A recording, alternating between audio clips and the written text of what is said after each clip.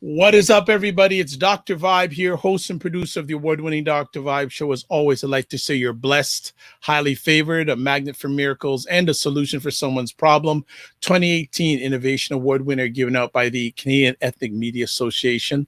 And once a month, I host conversations for fathers that are co-sponsored by Dad Central, Canada's national fatherhood organization, and Dove Men Care. And yes, it's Canada's national fatherhood organization because I'm in Toronto, Ontario, Canada. That's why it's Canada's national fatherhood organization. And as always, I'd like to say you're blessed, highly favored, a magnet for miracles, and a solution for someone's problem.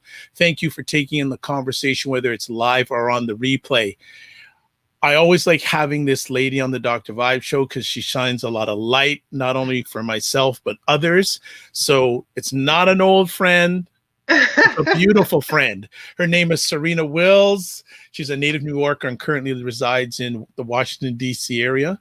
She holds a BA in Policy Studies from Syracuse University, a MPA from Virginia Tech, and a Master of Arts in Health and Wellness Coaching from the Maryland University of Integrative Health.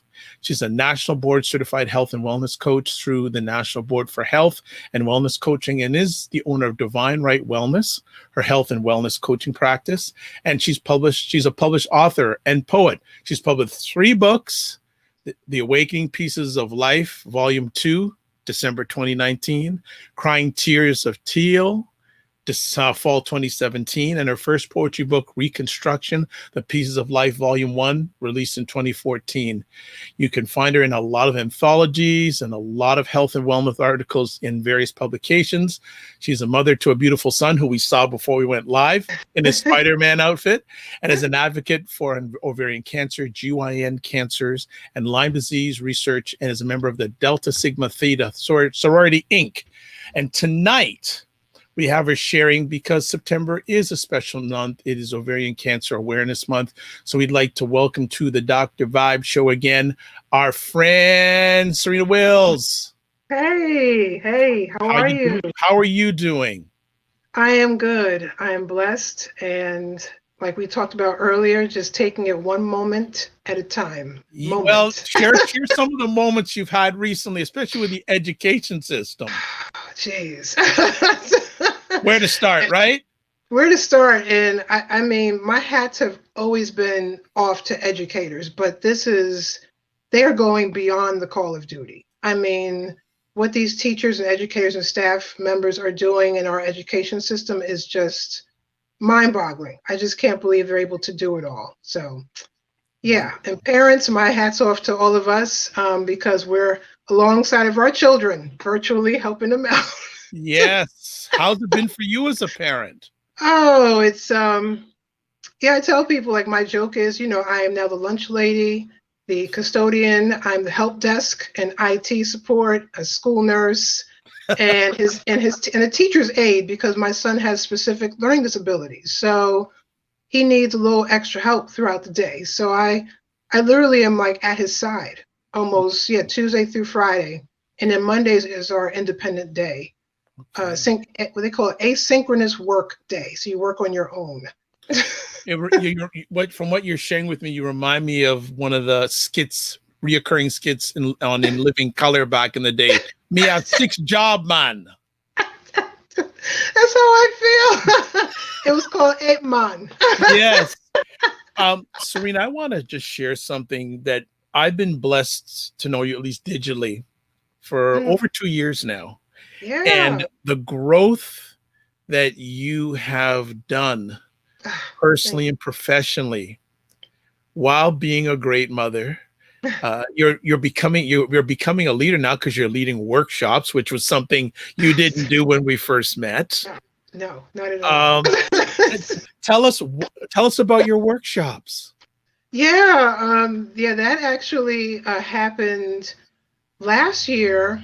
I was on the Poet Laureate Committee for the city of Alexandria, and we helped, to select the next Poet Laureate. We actually helped select the first African-American Poet Laureate ever in the city of Alexandria in Virginia. Since the 1970s, we've never had a Black Poet Laureate. And while I was on that committee, I met the Deputy Director of Public Libraries here. in Alexandria, and she said, I've heard that you're a self-published author from the former poet laureate. Have you ever done workshops to teach people on your techniques and your journey as a self-published author? And I told her I've helped people offline, but never did a full-blown workshop. So she said, if I offer you space and time, will you do one for the public library here, or public libraries? So of course I agreed to it. It opened doors, and I've done a couple of more for the city of Alexandria. But of course we are now in a pandemic, so everything changed. And these are ideas I have had in my head for a long while, not just publishing, but health and wellness topics as well. I do workshops on mindful eating. I do one on embracing the renewed you. I'm doing one about caregivers. So this spring, when we were all on lockdown, and we're pretty much still on lockdown, my workshops had to go virtual. So the first one I did virtually was self-publishing through the library again. But then talking to friends, they said, Serena, you could do this on your own. And I said, you know what? I'm going to do it. So in June, I hosted my very first workshop on my own, went through Eventbrite, had tickets and everything. It went really well. And it just, the ball, like the wheel started turning, the ball started rolling. And since then, I've done a few workshops with self-publishing. I now have a self-publishing 201 workshop. So I have 101 and 201. I've done mindful eating, and I'm about to actually release my catalog of courses that's coming out mid-October through January. I have them all scheduled. I just have to release them. But it's been a blessing. It's been a blessing. Hold on a second. Do you rest? It's funny. My son makes fun of me because he says, Mommy, you sleep so much. I said, if you saw what I did, I said, look at what I'm doing every day before the pandemic. But now, since everything happened with COVID, I tell people, like, my dear Soror Tachi says, this is the season of being more So better, greater, there we go. Be more wiser, just do it bigger. So I did it. And now it's nice because you start off with a few participants and then they pass on the word. And I had some reach out to me saying, when are you going to start your workshops back up? And I said, don't worry. I said, mid-October, late October, I'm getting some things together and then, creating more workshops. So yeah, it's been a blessing. It's been a huge blessing. Well, you have taken advantage of 2020, haven't you? I have. There's been a lot of, as we know, there's been a lot of bad in 2020. And, you can't ignore that, but I have to focus on the blessings. I have to focus on the greater things. Just this season we're in, I'm able to spend so much time with my son. And, my grandmother saw 96 in May. And even though I can't see her, just the fact she's still here. And just, God giving me, like, downloading all this information into my brain. And I have to be obedient. I'm like, okay, you want me to do workshops? I will do workshops on my own instead of waiting to be sponsored. Because, you could wait all day, all night for someone to sponsor you. You'll never get anything done. Right. Yep. Makes sense. Well, enough about you, because if you want to find out more about Serena, yes, we've done enough conversation. So go to my website and you get enough conversation. Yes. We have two main focuses tonight. One we will talk about later, but this is Ovarian Cancer Month, and we always like to have you come on and share any updates, any new news when it comes to ovarian cancer. So please feel free to share. Okay. Thank you. Thank you again, for having me on. So yes, September is Ovarian Cancer Awareness Month here in the States. As you can see, I'm wearing teal. I have a teal ribbon on my shirt. So teal is actually the color that represents both ovarian cancer, and it also represents another GYN cancer, which is cervical cancer. And Cervical Cancer Awareness Month is in January. September is also National GYN Awareness Month, GYN Cancer Awareness Month. So this month we're also recognizing all of the GYN cancers as well. Just so again, so now here we are in a pandemic, and the world had to pretty much stop. But we have women out there who are in the midst of their cancer treatments, and those treatments could not stop during COVID. So one thing that, I have been learning through organizations like the National Ovarian Cancer Coalition, like Share Cancer Support Group, they're phenomenal organizations, is they really had to increase just support and just being there for people. Just, the helpline has been blowing up.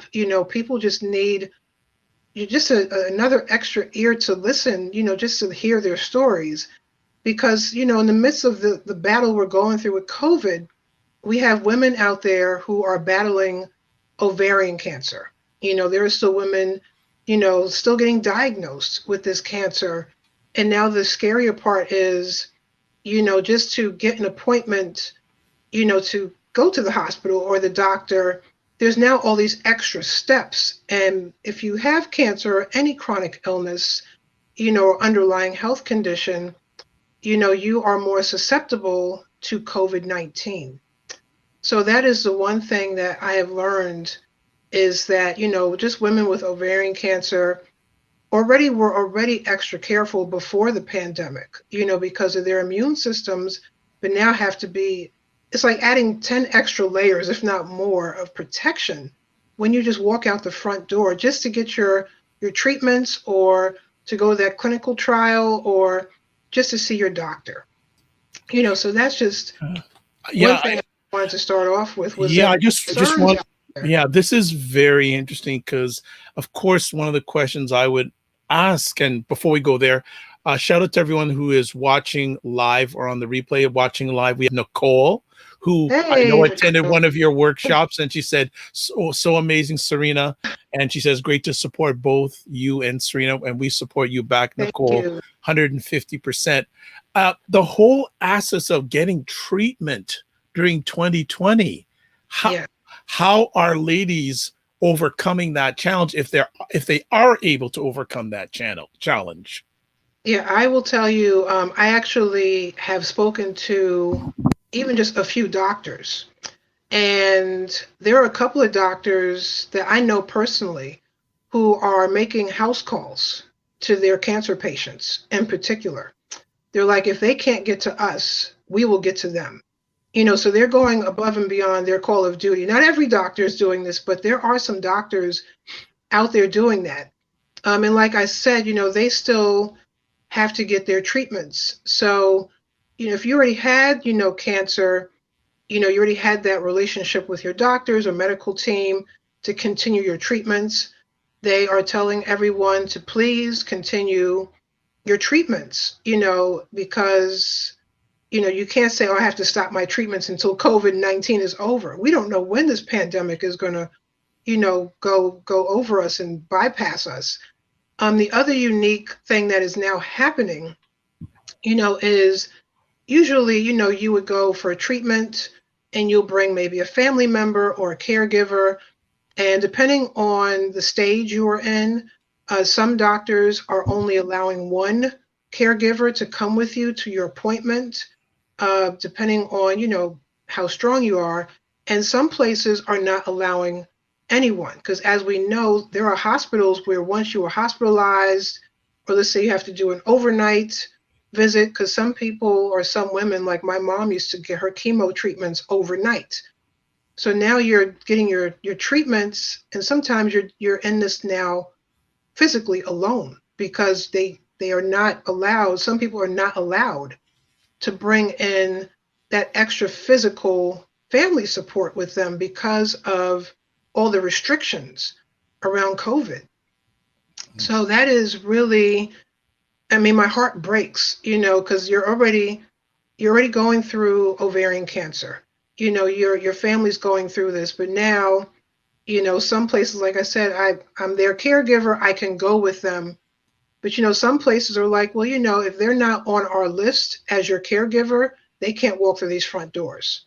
So you have to have like a specific caregiver or a set of caregivers. And in some places are like, sorry, you just have to come in here by yourself, make sure you have a ride home, because after chemo or any sort of treatment, you're weak sometimes. So yeah, that has added also an extra layer of just stuff that we just don't need. These women need support. You want somebody to sit next to you when you're going through around a treatment, even if you're going through, IVs, integrative health approach, vitamin IV infusions or what have you. Some of those places are only allowing the people that are getting the IV to come into that practice and no one else. Wow. Let alone the emotional and physical challenge. Yes. Two conversation pieces on the list of cancers that are prevalent that women are exposed to. Where in the ranking does an ovarian cancer stand? Because I'm just guessing that probably breast cancer is probably number one. I think breast cancer is over ovarian cancer, but ovarian cancer is actually ranked, and I have notes because the numbers change every year. But you always come with your notes, so I know you're good. I know you're good. You're good. But it ranks it ranks fifth in cancer deaths amongst women. Wow. Fifth. Now it's fifth in the United States. Around the world, because now we're global. I thought of you and everyone who's tuning in. It's actually ranks seventh as most commonly diagnosed cancers amongst women globally. Wow. Yeah.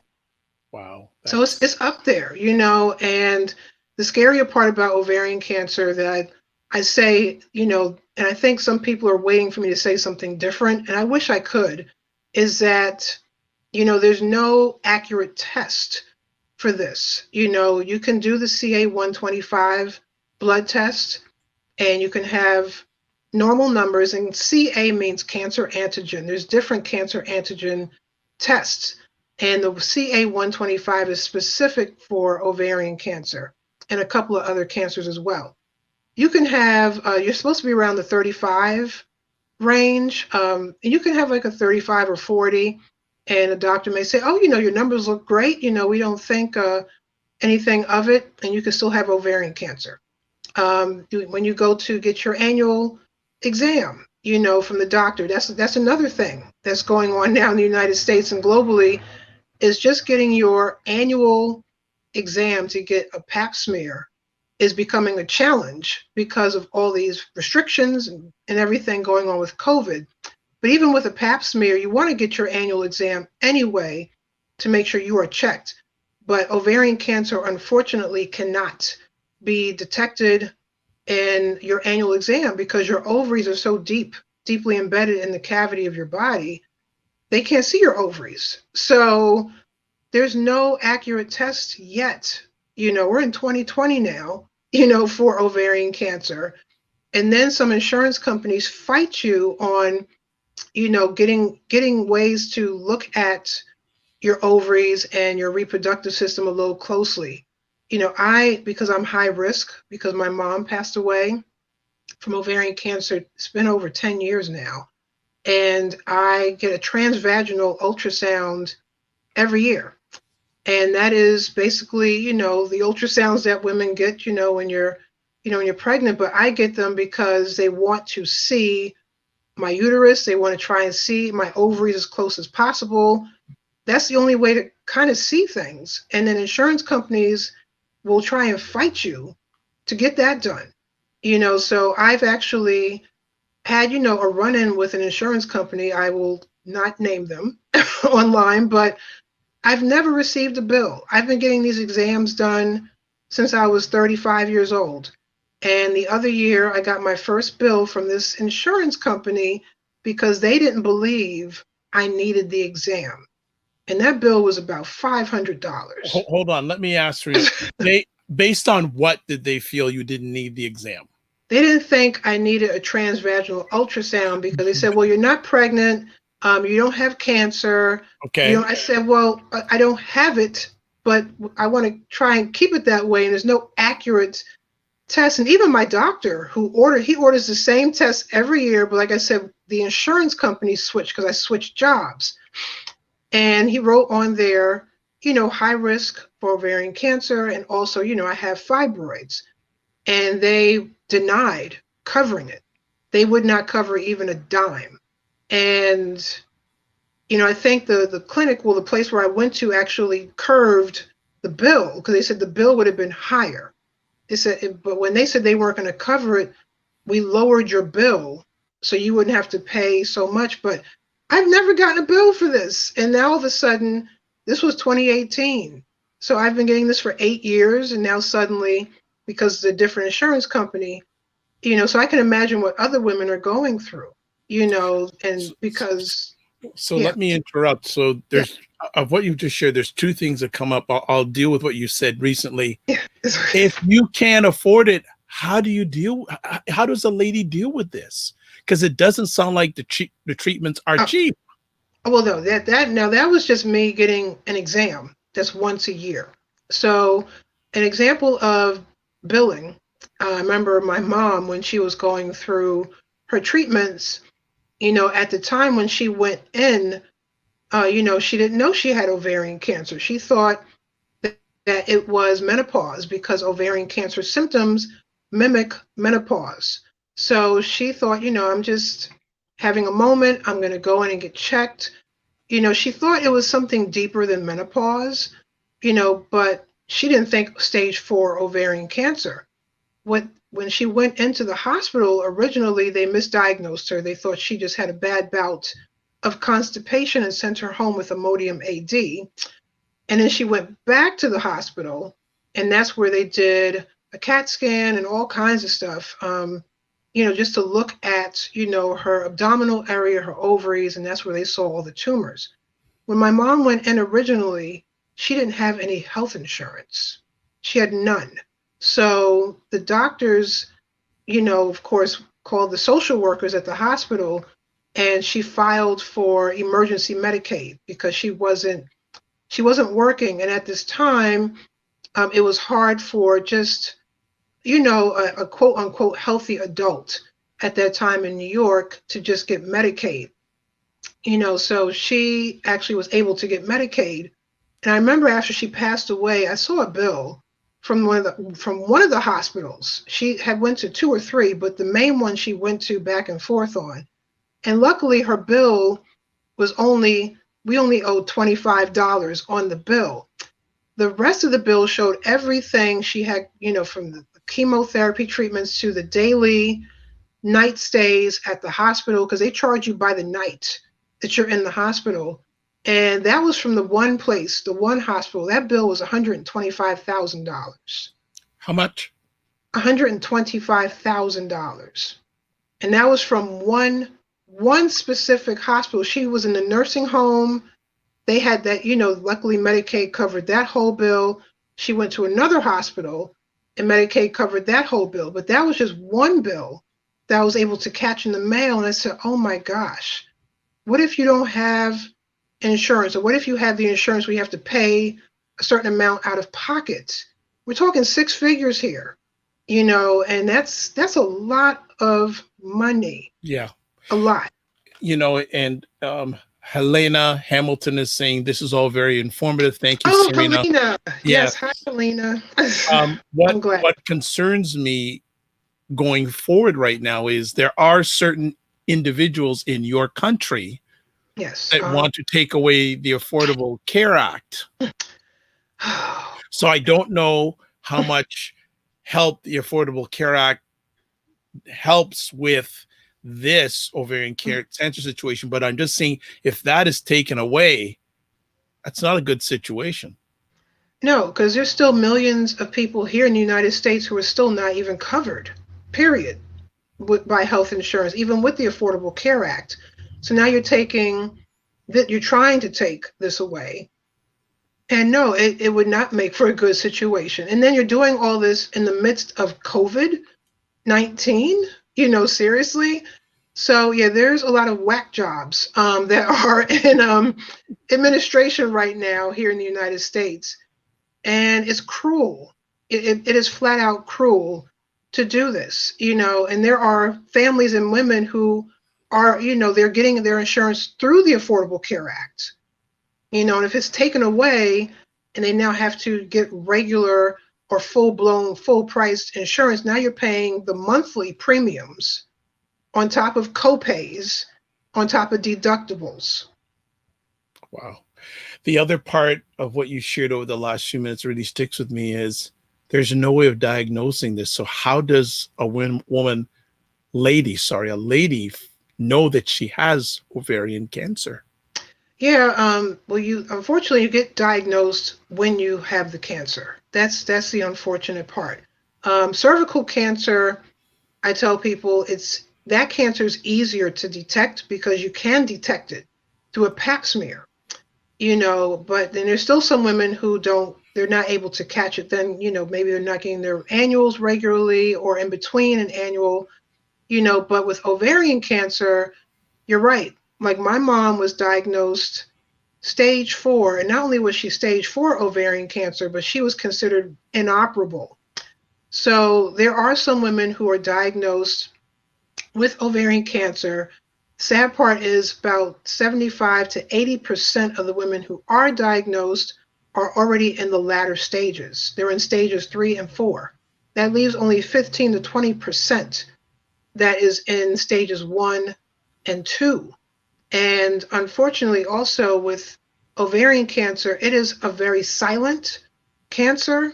Like I said, it can mimic and mock menopause. I met a young lady. She said she was in her 20s. She was pregnant with her child. And when she went in the hospital and they did, her sonogram and everything, the baby was fine, but something else didn't look right on the screen. And that's when they saw the tumors. So she said if she was not pregnant with her child, she would not have known she had ovarian cancer. She was already in stage 4, I believe, while she was pregnant. So that's the unfortunate part, is there's no accurate test. I know scientists and researchers are studying, of course, more clinical trials and more medications and drugs or treatments. There's a lot of integrative health routes to go as well. But yeah, that is when you unfortunately find out. And like I said, some women are able to be operated on, where they're able to either get full hysterectomies, a partial hysterectomy, get their ovaries removed or the tumors removed. But in my mother's case, the cancer had spread so much, it went beyond her ovaries. It was her whole entire reproductive system was cancer. Stomach, it was already in her liver. So they said if we were to operate on your mother, they couldn't. They said it's illegal to operate on her because we would kill her. And her CA 125 level, like I said, your normal is supposed to be about 35 or so. Hers was over 5,000. And that's not a test that women normally get. That's another thing. You have to request a CA 125. It's not in your usual lab work. And then sometimes, the labs may say, why is she getting this test? Because I want to see it's my blood. I want to see my lab work and I want to see where my levels are. But hers was over 5,000 when they did that test, and she was never operable. That was the problem. They tried to get the tumors down. They tried to get them decreased in size so they could operate on my mother, but she never became operable. And she passed away 6 months after diagnosis.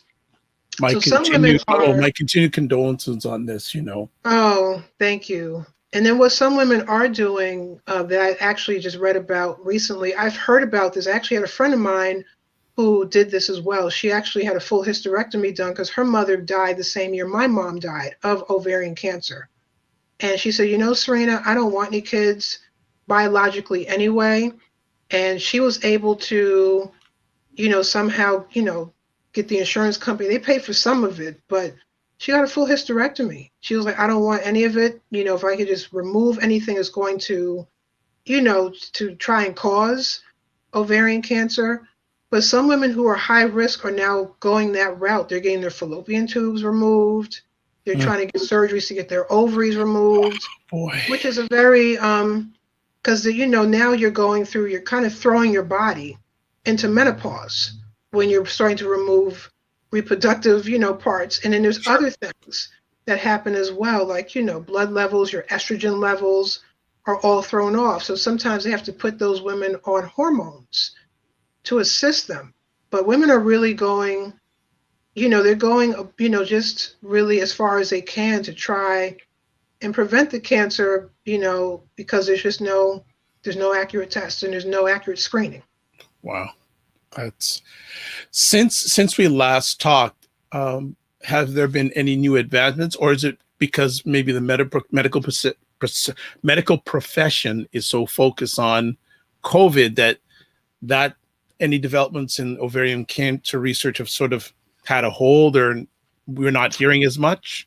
Well, I had to dig online, especially when you just type in 2020, the first thing that comes up is COVID-19, it just dominates the internet. But, they are now pushing more people to get the BRCA1 and BRCA2 gene test. So BRCA is BRCA, and everybody has this gene. So I just want to tell people that everybody has the BRCA1 and BRCA2 gene. So what they are looking for and what researchers and scientists are studying is the mutated genes. So that is what you're looking for. You're looking for a gene mutation. And some women and some men, because I want to put this out there too, men can carry the gene that causes ovarian cancer and they could pass it on to their children. So some men are like, oh, ovarian cancer, I don't have to worry about it. Well, no, you yourself can't get ovarian cancer, but if you have a BRCA1, BRCA2 gene mutation, and you have children, especially a daughter, and she now has the gene mutation because of you. So they say that with women like that, they pay closer attention to them. Myself, I was able to get that gene test done for free. I actually was a part of a study, and I went online. The study is now closed, unfortunately, and they covered every dime for me to get my gene test. And my gene test came back negative, but it doesn't mean that I will never get ovarian cancer. But that's just one thing I could take off the table, is that I don't have the BRCA1, BRCA2 gene mutation. But now what some medical professionals are telling me is that because my mother had ovarian cancer, it could have skipped me and gone to my son. So my son could have a gene mutation and pass it on to his kids. So this is very informative. So men. Yeah, let's back it up. Here, Yeah. men, because a lot of people just say ovarian, no, but so is there any testing that a man should do to see if he has this BRCA1 gene? Is there anything that men can do? Obviously ladies can do it, but what about men also? Yeah, the gene mutation, the gene test is for men and women. Okay. Anybody can take it, especially since men can also get breast cancer, and the same gene that causes ovarian cancer, the same gene mutation causes breast cancer. Okay. So it's for men and women, but now they're saying that some teenagers, because we have now young girls. I met a 9-year-old. I met parents of a 9-year-old girl who had ovarian cancer. The girl, she's my son's age, had ovarian cancer. How old? 9.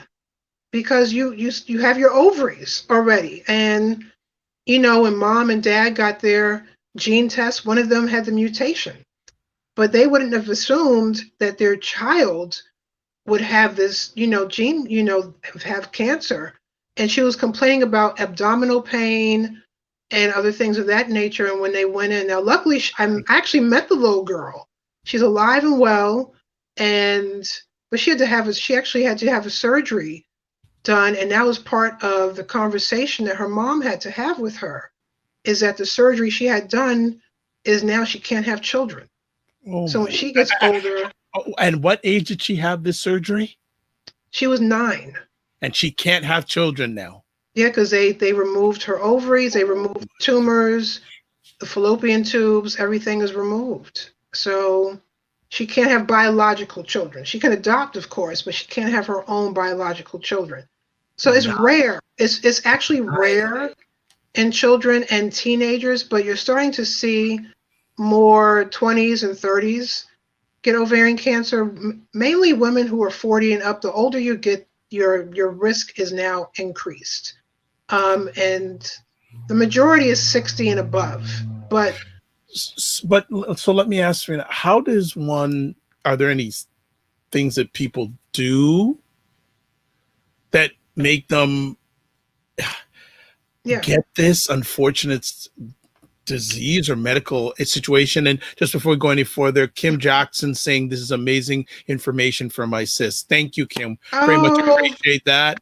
Kim. And a shout out to Sean Dove Swords on Periscope. Thank you so much. Sorry to interrupt, Serena. You sound like you know Kim Jackson. That's a blessing. Kim and I grew up together. She knows my mother very, very well. Okay. And yeah, she was, when I lost my mom, she had already lost her mom when we were teenagers. So she was there for me, in a way I needed, when I lost my mom. But yeah, I have met women who have done what you call everything right. So they have the best diets, they work out, the stress levels are, everybody's stressed, but they do a lot of self-care and they do everything they can and still get ovarian cancer. Especially if you could have a gene mutation and never get cancer, but the gene mutation, it happens. It's nothing that you can do to say, oh, I ate this way, so now I have this gene mutation. You're born with it, but yeah, you could do everything right in the book and still get this cancer. So there's nothing I could say today like, oh, of course I want everyone as a health and wellness coach to eat well, work out, get some sleep, get enough adequate sleep.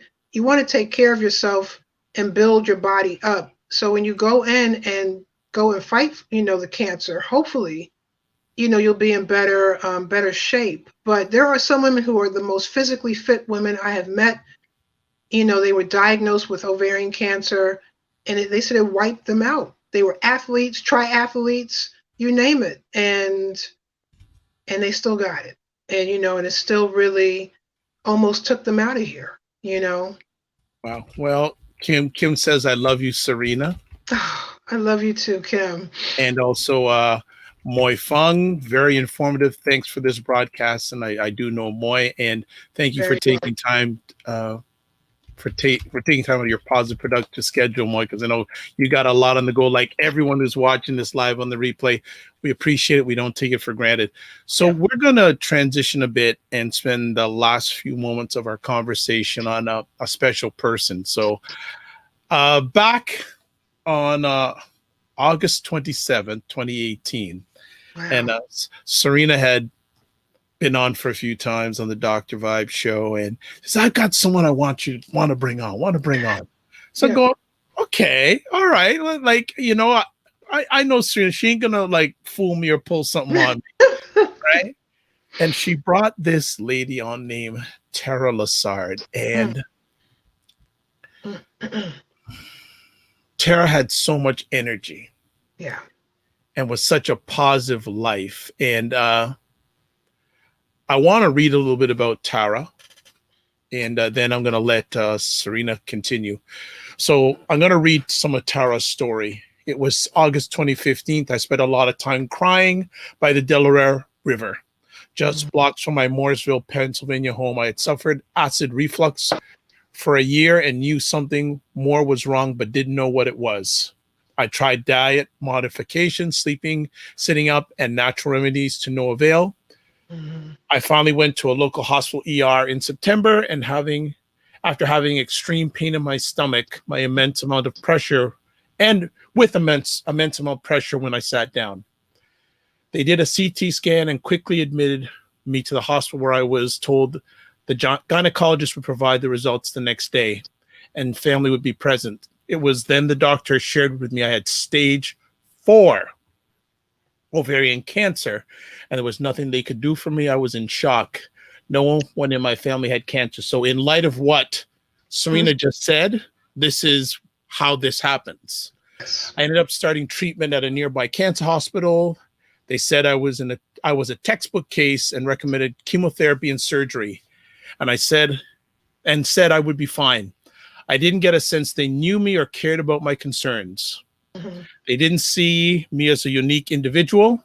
I reached out to the Cancer Treatment Centers of America after my sister researched other options. Unfortunately, I was too sick to travel, and so I treated closer to home at another cancer center and underwent an aggressive plan to give the cancer growth beyond the ovaries. Yeah. I had debilitating pain, eventually leading to the use of a wheelchair. After a few months, I learned the disease metastasized to my spleen. Yeah. Doctors said I had probably 2 years to live. I was in my mid-40s and wanted more. I went back into research mode, consulting with multiple well-known facilities who all said the same thing. That's when I picked up the phone and followed through with a CTCA and got another opinion. I could go on. I'm just going to go on a little bit further here. But late April, I was set for surgery, but I got extremely sick and was admitted to the local hospital for the obstructed bowel. Once released, I couldn't eat or drink, so I went to another hospital for 3 weeks. They told me they wanted to operate, but I refused. I knew I needed to get back to CTCA. The doctors put in a central line for TPN, so my mom, sister, and I hired a medical transport van and drove down to Atlanta so I could have the surgery there. The surgery was intense, involving my spleen, pieces of my small bowel, and more. It was successful. A week later, I went back for emergency surgery, followed by an extended hospital stay. The care was amazing. Everyone from nursing, transportation, pastoral care, and cancer fighters spent time with us. Yeah. Dr. Rosenberg performed adjustments to help my back. Dr. Johnson helped my side effects with acupuncture, and physical therapy ensured I got up to walk. After discharge, I returned to CTCA every 3 weeks for chemo and received my last treatment on my 45th birthday. My CA levels drastically decreased and I remain cancer-free. I am so grateful for the entire staff at CTCA. My mom and I are now patient and caregiver advocates. We love changing roles in this journey. We love our changing roles in this journey and are happy we can give back by helping others. I am so grateful not to be just to be living, but to be thriving. Yeah.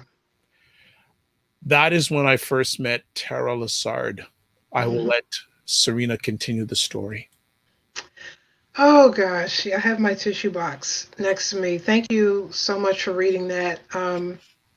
I feel like I've known Tara for decades. She's just one of those people where you meet her, and I mean, you know this firsthand, Dr. Vibe. You feel like you've known her for like your whole life, you know. And I met Tara April of 2018 at the National Ovarian Cancer Coalition Conference in New York City. And I was there vending, you know, my poetry book, Crying Tears of Teal. I was in the vending hall, and it was a Saturday afternoon. And this woman comes out of the conference rooms, and she was the first table she stopped at was CTCA. So Cancer Treatment Centers of America were there. And then I was sitting directly across the way from them. And she immediately came over to my table and she said, I came here before, but there were so many people around you. I just decided to come back because the colors of your books captured my eye. And for those who know Tara, she is a photographer. So that's why the colors and everything and the images captured her. And she introduced herself, and we just sat there and we talked like we were old friends.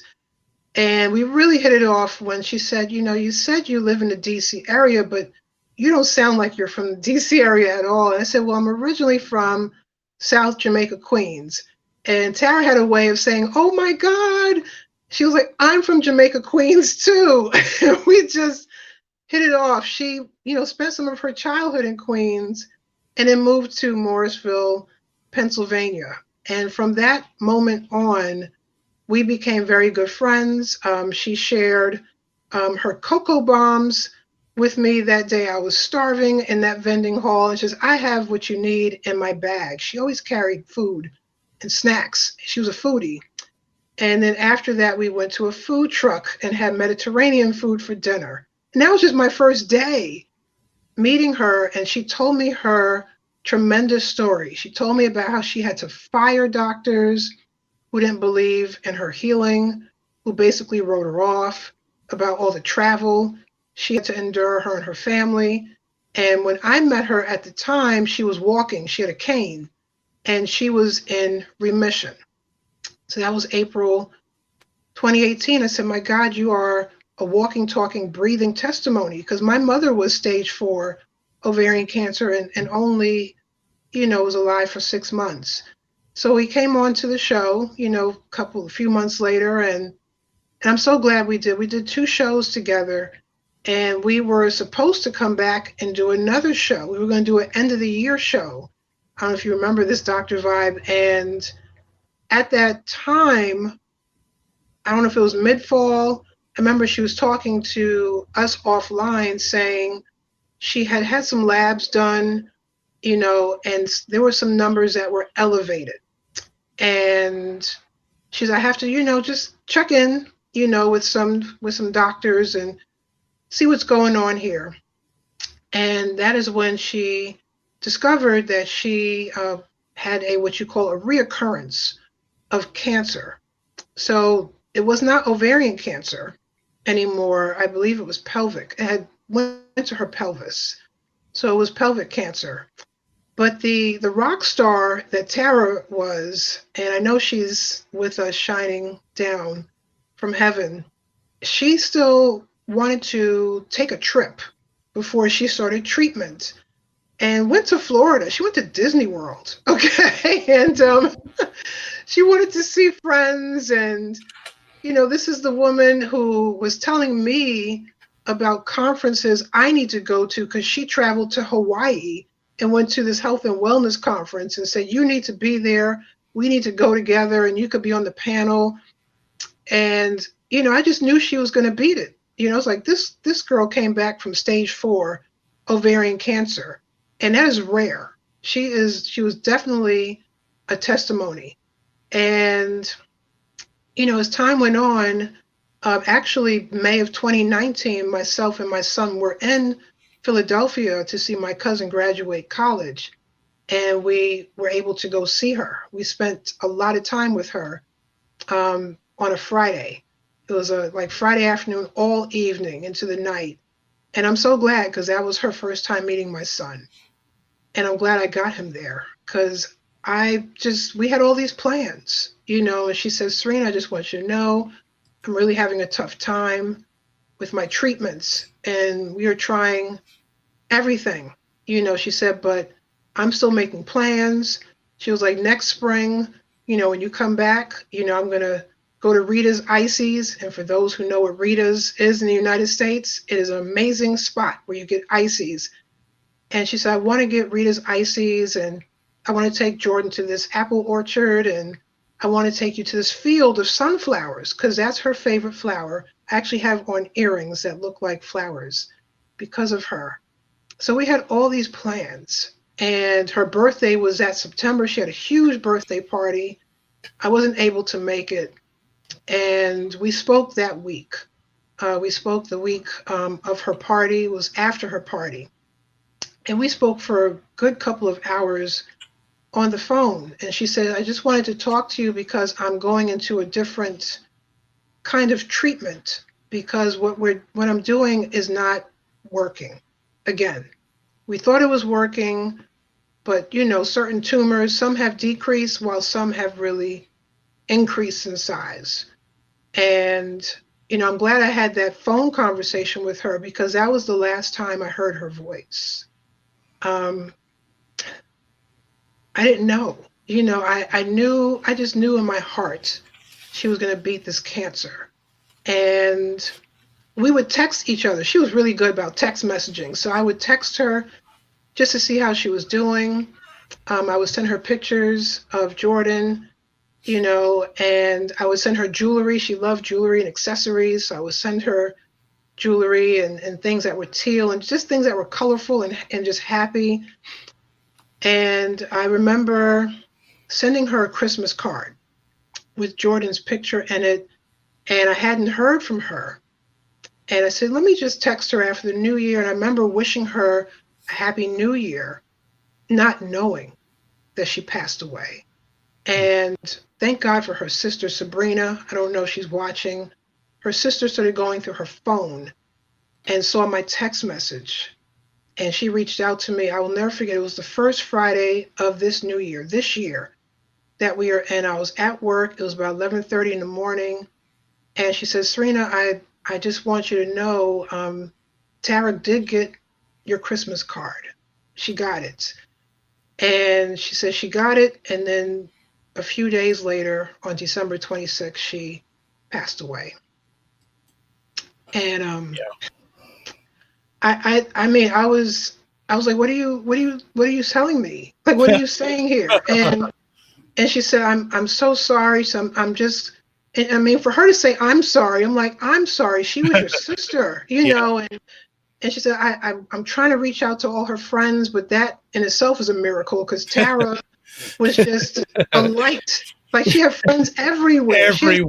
Everywhere. Like her best friend lives in Africa right now. I mean, she has friends and I thank God that her best friend, Shay, was at that birthday party. She was at the birthday party and then went to Africa afterwards. And she was actually able to, she made it back. They had like a nice private ceremony for her. And then we were going to have this outlandish, wild, you know, send off for her because that was Tara. Tara loved the flamboyant. She loved the flash. She had the colors and we were going to just do it up. And it was supposed to be on March 29th of this year. And then COVID hit. Yeah. And then that got canceled. And then out of all of this, I will say the blessing I'm walking away is just knowing her. She was just a light beyond lights. And she actually has a lot of talks online. If you just type in her name, it comes up. And she's done chats and talks and has volunteered, you know, with other women who have had cancer and, you know, just really was there for them, even when she was going through her own battle. But, you know, it's really, I still sometimes am in disbelief. You know, I actually wrote a blog through a Share Cancer Support Group last September. And I asked them, can you please post this blog? It's for my friend Tara. And they know Tara. They're like, oh, Tara, yeah. I said, you know, it's her. Everybody knows Tara. They're like, oh, yeah, Tara Lessard. And I said, yeah, it's, and her name is spelled Lessard. Oh, sorry. It's okay. But they actually posted it, and the name of the blog is Sunflower Friendship. And I told them you know, that Tara was really having a tough time, but you know, Tara, she had an all-out birthday party. And I said, but I want to write something for her just so she could see it, just to brighten her day. And I'm so glad because that was like my birthday present to her. And I remember her texting me back and she says, okay, Serena, I'm already crying. And you just really just breaking me down over here with this blog. And I was like, Tara, I love you to pieces. I feel like I've known you since I was a child, and I've only known you since April 2018. My son loves you. You know, she was an artist beyond artist. I actually have one of her mixed media paintings in my kitchen. Oh, wow. My son she used to have these little tiny piggy banks that only fit one coin in them, one coin. And it's very tiny, it fits in your hand, and he puts that, it's on his dresser. Mm. He says, this will stay here forever. He said, I love Miss Tara. He said, she made the best bacon, Mom, because she said, what does Jordan like to eat? And literally everything I told her, like, well, he likes bacon, he likes oranges, he likes ices, he likes this. I was just giving her like just food here and there. And when we went to visit her last May, she had his favorite food spread out in her kitchen. And a whole box of ices. She said, we can't go get ices because I don't feel well. So I brought the ices to us. So we were sitting in her kitchen last May, eating ices, just shooting the breeze. And I would not have imagined being today doing this show without her. I miss her terribly.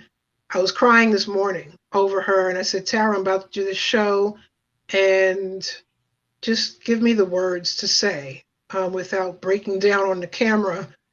in front of people. And, you know, she shows up in different ways, because I had a little bout with my own health and had to get, tested for COVID in July.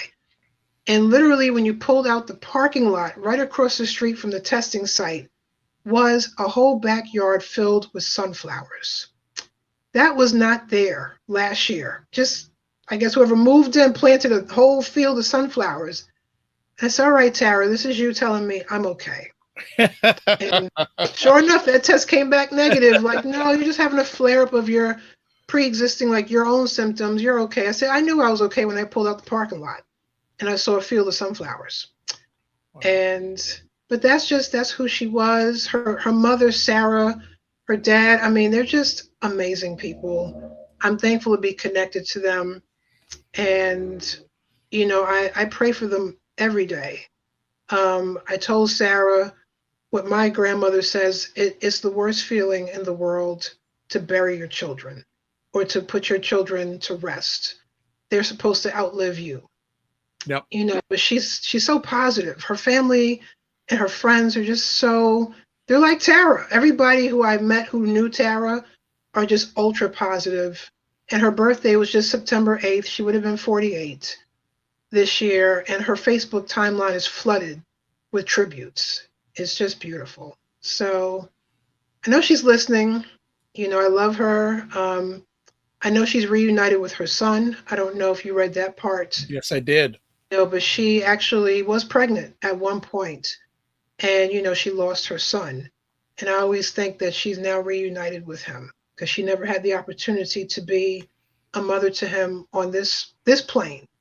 So now on the divine plane, she was mother to so many, though. Oh, but she was a mother to She was money. Like, I mean, Tara was the lady that would always put light in your life. Yes. Yep. Not knowing what she was going through. She would never. It didn't matter. It wasn't about her. It was always about shining light on, adding light to other people's lives. Have some comments here. I'm proud of you. I love you, Serena. On Hilda. Oh, I'm going to really start crying now. I'm like this. And Kim is going. Is my mother's sister. Kim is going. Rest in peace, Tara. And then I think this is the most meaningful words outside of what's coming from myself and Sabrina Lassard. Thank you so much for remembering my beautiful sister. She touched so many lives and fought with every breath of her physical body, sending the light and love of her spirit to you all. Yes, Sabrina, I thank you so much from the bottom of my heart, because I didn't want to find out that kind of news on social media. No. That, you know, you hear so much sometimes first on social media. And she said, I didn't want to text you. And I said, no, I'm glad you text messaged me, because there's never the right time to call. And I said, I can't imagine what's on your plate. But I thank her so much for reaching out and going through her phone and finding my number and reaching out and telling me.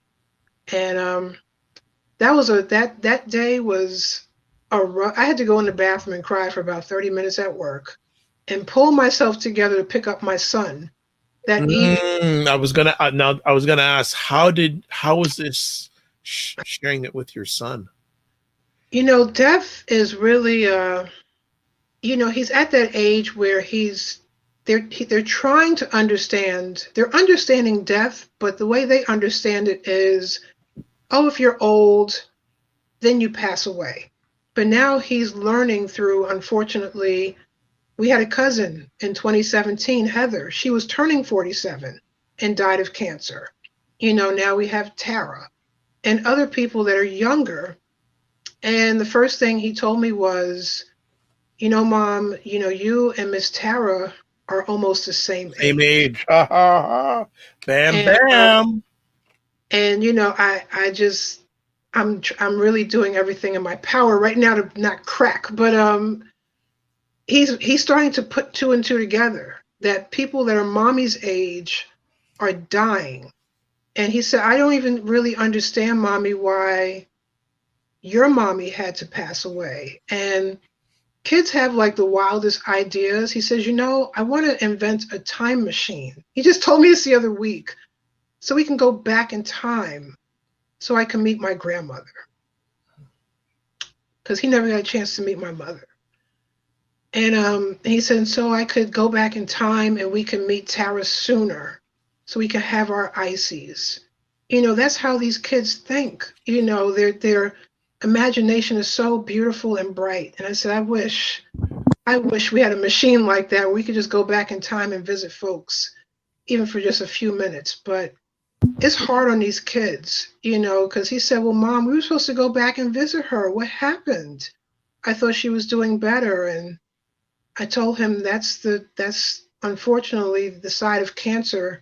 You could be doing better, you could be in remission from one cancer, and then here comes another cancer sometimes. And some women and men survive that second occurrence of cancer. Some people never get another occurrence of cancer, and some, like Tara, you know, they don't survive it. But she did everything in her body and in her natural power to beat this cancer. I have met some strong people in my life, but she is a powerhouse to be reckoned with. She really is. Well, I don't think we need to go longer because I think enough has been said and shared. Kim is going, oh, my nephew's so smart. I'm telling you, he wants to invent that time machine and say, we get it together, we'll be billionaires. Okay, but he just wants to invent it just to capture moments in time that he never had or wants to get back. And I said, you know, there's so many people that would love that machine. Well, this has not been easy for either myself or Serena. I know, especially for Serena, but it was something we had planned to do a while back. Yeah. And we had to do it. We did. We had to do it. And I just like to express my condolences to Tara's family. You created a gem. Yeah, they really did. She's just an amazing woman. Just anyone she touched, you know, anyone she touched. If you had the baddest day, she would just like walk into your life and suddenly you would either forget you were going through something or it would just be subsided for a while because Tara graced you with her presence. That's how powerful her spirit was. Wonderful. I just put up for those who are watching this live on the replay a link that you can read a tribute to Tara. I'm so choked up right now, Tara. I know. Sarah's her mom. I know. Oh, there you go, Tara. I know. Yeah, Tara was, you know, just added light to my life. Yeah. And she's still adding light to my life. Oh yeah, it's a forever thing. Until we meet again, she'll always add light to our lives. So, folks, we're gonna start winding it down here. As you know, as you can see, it hasn't been easy for myself, and even more so for Serena. But we needed to do this, and I hope that you can feel how we felt. Yeah. And any closing thoughts you'd like to share with us? Serena, I almost feel bad asking where people can contact you, but I think Tara would want that to happen. Yes, she would. Right? So how can people get in touch with you? I can hear Tara now. You go, girl. She was always about pushing me to my limits, and I'm like, yes, I'm going to keep going. But yes, thank you again. I'm glad we got this. I'm glad it happened this month too, Dr. Vibe, you know, and it was meant to happen not just in Ovarian Cancer Awareness Month, but in Tara's birthday month as well. But people can reach me at serenawills.com.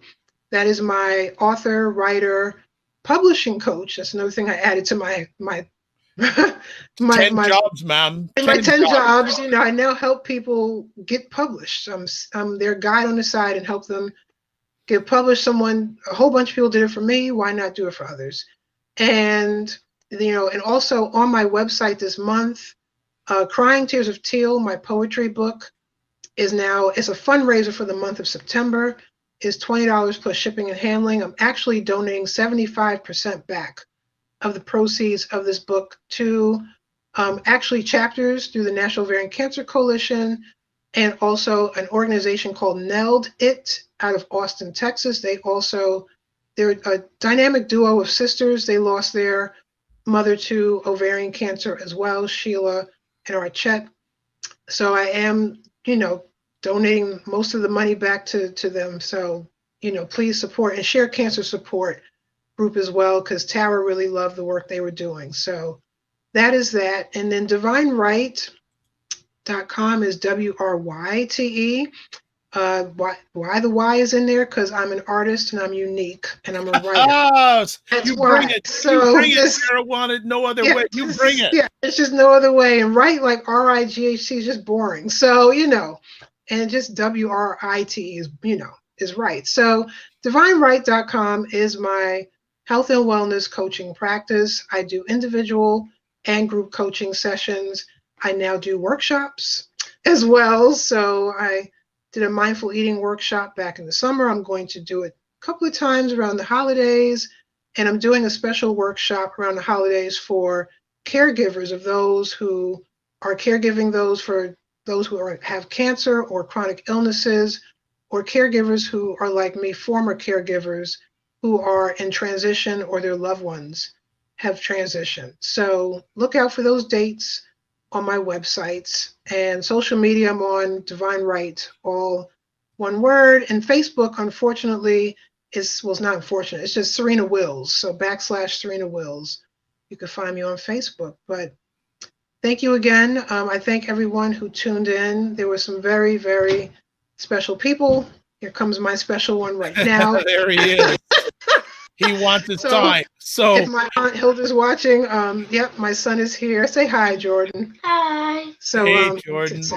So and, Kim says, yes, bring it, sis unique. Yes. So, yeah, my son had to just come in and say hello. Yeah, there you go. That's a style. And folks, he does this on every broadcast. So it's not. I was kind of waiting. Yeah. This broadcast, I don't know if he knew, but he was sitting on the other side of the door the whole time. I could hear him. Okay. He usually goes to the other side of the apartment, but I told him this is going to be a little bit of a very emotional broadcast for me. And yeah, so he was sitting right in the next room the whole time. All right. Well, Serena, thank you so much. Oh, you're welcome. Thank you. Thank you for introducing me to a special gem. You are very well. I'm glad. I'm so glad. And Sabrina saying blessings. Thank you so very much. I am weeping, but with a deep feeling of love and gratitude. Right back at you, and right back to you and your family, Sabrina. Love you too, Sabrina. Thank you. And I'm just going to be calling the it seems Tara, Sabrina, all that. Sarah. We got Sarah, Tara, Sabrina. Yeah. There you go. Oh, and Kim sends hearts. And yeah, folks, I just close it out here. So it is Dr. Vibe. I am the host and producer of the award-winning Dr. Vibe show, the home of Epic Conversations. I'm the host of Epic Conversations 2010 Innovation Award winner given out by the Canadian Ethnic Media Association. And also once a month, I host broadcasts for fathers that are co-sponsored by Dad Central, Canada's national fatherhood organization, and Dove Men Care. If you want to get in touch with me, if you're watching this live or on the replay, there's my website address right at the bottom. It's scrolling. I'll just say the drvibeshow.com. That's where you can listen to replays of my 2000 Epic Conversations. All my social media is there. And if you want to send me a message, you can do it from there. And also, you can also, if you want to be on the Dr. Vibe show, you can do it there also. Like to thank everyone who made this Epic Conversation possible. First and foremost, Tara, rest in power. Yeah. And then Kim, the Lassard family, thank you so much. Aunt Hilda, thank you so much. And Sean Dove, thank you so much. Nicola Waldron, keep on taking those classes with Serena. As always, I like to close out with these things. Live your life as a dream. If you can dream it, you can make it. Sometimes you have to get smaller to get stronger. Block assumptions. Aim bigger. Aim better. aim higher, aim wider. God bless, peace be well, keep the faith. And I'm going to leave with one last thing here. A while back, I had a gentleman named Robert Leung. He's a gentleman who lives on the northwest, an island off the northwest part of the United States, off of Seattle. And when I first met him, he introduced me to a concept that I've never heard of before, and he was the first one to really bring it to my attention. And I said, what would you like to talk about, Robert, the first time you come on the Dr. Vibe show? And he said, I want to talk about a living eulogy. And I went screw-faced. What's that? Like living eulogy? And he said, Dr. Vibe, isn't it interesting that a lot of times we save the best we want to say about someone during their eulogy? So what I'm saying is, if you have people that are close to you, either type it or write it. Write a eulogy while they're alive. Please, it'll make a world of difference. When I first shared this idea with my dad, is that he loved it so much he wants to do a video version. So we're getting ready to do a video version of our living eulogies for each other. Do not wait. Time never lost a fight. So if you have something especially uplifting that you need to say to someone, please do it. You never know. You never know. So I just want to leave on those words. God bless, peace be well, keep the faith, and walk good. Thanks for watching, everyone. Much appreciated. Bye-bye.